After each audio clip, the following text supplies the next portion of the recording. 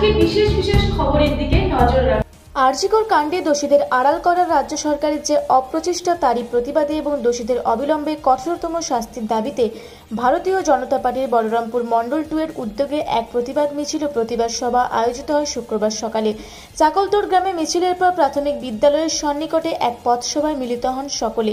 পথসভায় অন্যান্যদের সঙ্গে বক্তব্য রাখেন বলরামপুর বিধানসভার বিধায়ক বানেশ্বর মাহাতো, জেলা বিজেপি নেতা তথা প্রাক্তন জেলা যুব সভাপতি নীলোৎপল সিংহ।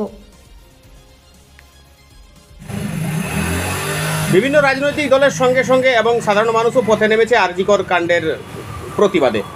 আপনারাও আজকে চাকলতোড়ে মিছিল করলেন, কি বলবেন এই সম্পর্কে? দেখুন, এটা কোনো পার্টিগত কর্মসূচি নয়।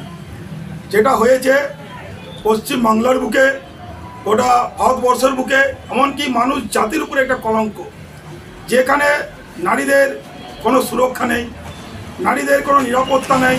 আজ যদি একটা ডাক্তার মহিলা, উনার রেপ হয়, উনাকে যদি ধর্ষণ করা হয়, তাহলে আমাদের গ্রামে যারা রয়েছে অবলা মহিলারা, যারা এদিকে সেদিকে কাজ করে বেড়ায়, তাদের নিরাপত্তা আমরা কোথায় পাবো? আমরা আজ সেই নিরাপত্তার দাবিতে, মাননীয় মুখ্যমন্ত্রীর পদত্যাগের দাবিতে আজ আমরা চাকলতোড় বলরামপুর 2 নম্বর মণ্ডল বিজেপি পক্ষ থেকে এবং তার সাথে ছাত্রছাত্রী কিছু এবং আবার আদার্স পার্সন নিয়ে আমরা আজ এই প্রতিবাদ মিছিল করলাম, যাতে আমাদের এই মাননীয় পদত্যাগ করেন। আজ এত সব দুর্ঘটনা, নারী নির্যাতনের হওয়ার পরেও যদি উনি চেয়ারের মধ্যে বসে থাকেন, আমি মনে করি আমরা একটা পশ্চিমবাংলাতে মানে মুখ্যমন্ত্রী নয়, মূর্খমন্ত্রীর হাতে পরিচালিত হচ্ছে এই পশ্চিমবাংলা। সম্প্রতি ছাত্র সমাজ ডাক দিয়েছে নবান্ন অভিযানের, আপনার এলাকা থেকে কেমন প্রস্তুতি নিচ্ছেন? দেখুন, প্রস্তুতি নেওয়ার এটা কিচ্ছু নেই, কারণ যেদিন ঘটনা ঘটেছে তারপর দিন থেকে আমরা প্রত্যেকজন এই আন্দোলনের সাথে জড়িত আছি। আমরা আন্দোলন করেই চলেছি।